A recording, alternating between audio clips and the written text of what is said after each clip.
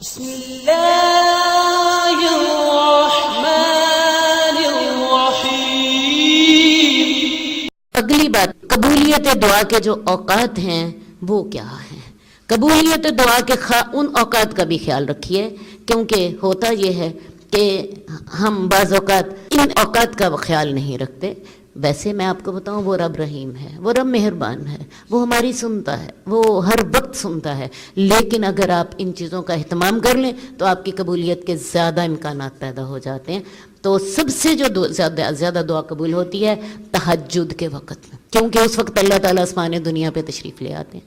حدیث میں آتا ہے جب رات کا تیسرا پہر ہوتا ہے تو اللہ تعالیٰ جو ہیں وہ آسمان دنیا پہ تشریف لے آتے ہیں اور بندوں کے سب سے زیادہ قریب ہو جاتے ہیں۔ آسمان دنیا جو ہے اپنے عرش سے، پھر کرسی ہے، پھر 7 آسمان ہیں، اور یہ سب سے دنیا کا آسمان سب سے زیادہ اپنے بندوں کے قریب ہوتا ہے۔ اور پھر حدیث میں آتا ہے اللہ اپنا دایاں ہاتھ پھیلا دیتے ہیں، دایاں ہاتھ پھیلا دیتے ہیں اور ساتھ کہتے ہیں ہے کوئی رزق مانگنے والا میں اسے رزق دوں، ہے کوئی بخشش مانگنے والا میں اسے بخش دوں، ہے کوئی مجھ سے مانگنے والا میں اسے عطا کر دوں۔ تو اب مجھے بتائیے، جس وقت کوئی خود اعلان کر رہا ہو اس وقت آپ اگر اس موقع سے فائدہ اٹھائیں تو زیادہ فائدے کی امید ہے انشاءاللہ۔ تو اس وقت اللہ سے کہا کریں اللہ میں ہوں تیرے سے مانگنے والی، اللہ میں ہوں تیرے سے بخشش مانگنے والی، میں ہوں تیرے سے رزق مانگنے والی، اللہ مجھے عطا فرما دے۔ اور وہ اللہ تعالیٰ کا ہاتھ پھیلا ہوا ہے اور اللہ تعالیٰ آوازیں دے رہے ہیں اور آپ اس آواز کو سن لیجیے۔ لیکن آپ یہ دیکھتی ہیں کہ شیطان بھی بڑا عقل مند ہے، وہ اسی وقت ہی ہمیں سلا دیتا ہے، تھپکی دیتا ہے، ابھی رات بڑی پڑی ہے، ابھی سوئی رہے۔ تو اسی سب سے زیادہ دعا قبول ہونے کا وقت کون سا ہے؟ تہجد کا۔ تہجد کے علاوہ اور بہت سے موقع ہیں جس وقت آپ کی دعا قبول ہوتی ہے۔ مثال کے طور پہ جب اذان ہوتی ہے تو اذان کے بعد پہلے تو اذان کا جواب دیجئے، اذان کا جواب دینے کے بعد اگلی ساتھ اللہ کے رسول صلی اللہ علیہ وسلم پر درود بھیجیے۔ اس کے بعد اللہم رب هذه الدعوة التامة والصلاة القائمة آت محمدا الوسیلۃ والفضیلۃ وبعثہ مقاما محمودا۔ اس کے بعد دعا مانگی، انشاءاللہ دعا قبول ہوگی۔ اور اللہ کے رسول کا فرمان ہے کہ جس نے یہ میرے لیے دعا کی میں اس کی قیامت والے دن سفارش کروں گا۔ اس کے بعد جو آپ نے دعا مانگنی ہے اس وقت مانگیں۔ تو جو اذانیں ہوتی ہیں، ایک اذان اور ایک اقامت، آپ کو پتہ ہے اذان کے بعد اقامت کے درمیان میں کوئی 10-15 منٹ کا گیپ ہوتا ہے، ان دونوں کے درمیان دعا رد نہیں ہوتی، ان دونوں کے درمیان دعا مانگیے۔ اس کے علاوہ جمعہ والے دن ایک ایسی گھڑی ہوتی ہے کہ جس میں انسان کی دعا قبول ہوتی ہے، اللہ وہی عطا فرماتے ہیں جو انسان جو دعا مانگتا ہے۔ اس کے علاوہ میں آپ کو بتاؤں مسافر کی دعا رد نہیں ہوتی، انسان سفر کی حالت میں ہوتا ہے اللہ تعالیٰ اس کی دعا قبول کرتے ہیں۔ مریض کی دعا رد نہیں ہوتی کیونکہ مریض گناہوں سے پاک ہو چکا ہوتا ہے۔ آپ کو پتہ ہے مرض کے بارے میں ہمیں شریعت کیا رہنمائی دیتی ہے کہ مرض ہمارے سارے گناہ معاف کر دیتا ہے، یہاں تک کہ ایک کانٹا بھی مومن کو چبھتا ہے اس کے ساتھ بھی اللہ اس کے گناہ معاف کرتے ہیں۔ تو جب ایک مریض جو ہے اس کے پاس آپ جایا کریں تو مریض سے اپنے لیے دعا ضرور کرایا کریں، مریض کی دعا اللہ تعالیٰ قبول کرتے ہیں۔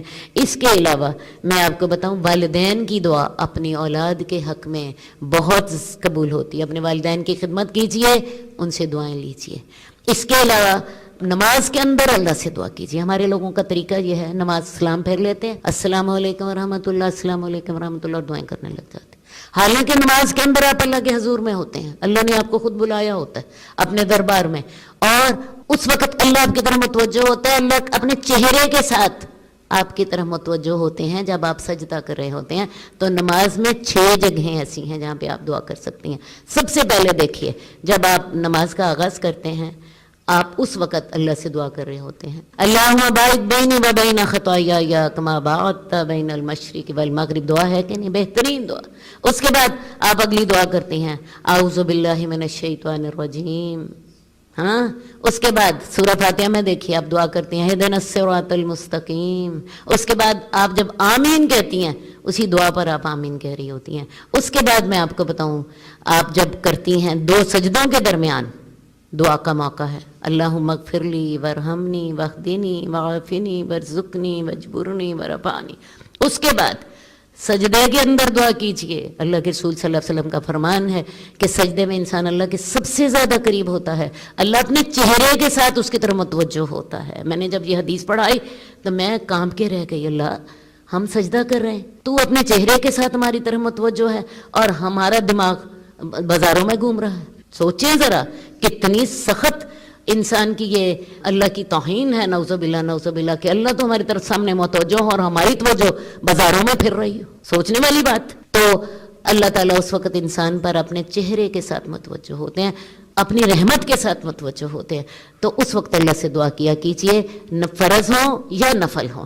دعا کرنے کا طریقہ میں آپ کو بتا دیتی ہوں کیونکہ مجھے پتا ہے یہ آپ نے میرے سے پوچھنا ہے۔ اللہ کی تعریف کیجئے، سبحان ربی الاعلی، سبحان ربی الاعلی، جتنی اللہ آپ کو توفیق دیتا ہے۔ اس کے بعد آپ نے جو دعا کرنی ہے کریں، آدھا گھنٹے کا سجدہ کیجئے، اللہ آپ کو جتنی توفیق دیتا ہے۔ حدیث کی دعائیں کیجئے، قرآن کی دعائیں کیجئے، کیونکہ نماز میں اردو زبان نہیں چلے گی، ٹھیک ہے؟ جو آپ جو مانگنا ہے اللہ سے مانگے، نفل میں مانگے، فرض میں مانگے۔ اللہ کے رسول دیکھیں کیا دعا کرتے تھے، سبحانک اللہم ربنا و بحمدک اللہم اغفر لی، اللہ تو پاک ہے، میں تیری تعریف کرتی ہوں، اللہم اغفر لی، اللہ مجھے معاف کر دے۔ اب یہ دعا سجدے میں آپ فرماتے تھے۔ اور میں آپ کو بتاؤں رکوع میں دعا کرنے کی اجازت ہمیں نہیں ہے، نہ رکوع میں قرآن پڑھنے کی اجازت ہے، نہ سجدہ کرنے کی اجازت، نہ دعا مانگنے کی اجازت ہے، لیکن یہ جو تسبیح ہے یہ رکوع میں بھی اللہ کے رسول سے ثابت ہے۔ آپ رکوع میں بھی یہ والی تسبیح کر سکتی ہیں، سبحانک اللہم ربنا و بحمدک اللہم اغفر لی، یہی تسبیح رکوع میں بھی پڑھ لیجئے 3 دفعہ 5 دفعہ، جتنی دفعہ اللہ آپ کو توفیق عطا فرمائے۔ 2 سجدوں کے درمیان آپ دعا کر سکتی ہیں، اور دعا میں نے وہ آپ کو بتائی ہے، بڑی جامع دعا ہے، اس میں سب کچھ آ جاتا ہے۔ اس کے بعد آپ نے دعا کہاں مانگنی ہے؟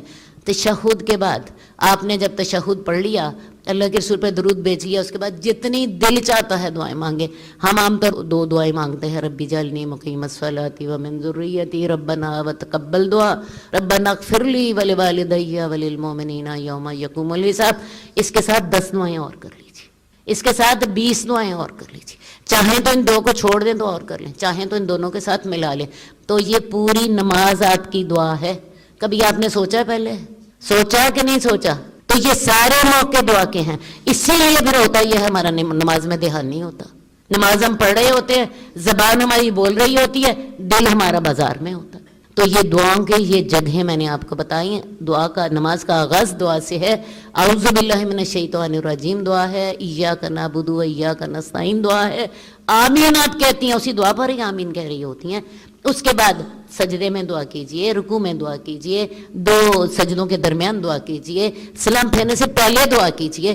یہ جگہ ہیں جب اللہ نے آپ کو اپنے دربار میں بلایا ہوا ہے، آپ کے ساتھ بات کر رہا ہے، آپ کی گفتگو ہو رہی ہے اللہ سے، نماز اللہ کے ساتھ مناجات ہے، آپ بات کرتے ہیں اللہ جواب دیتا ہے۔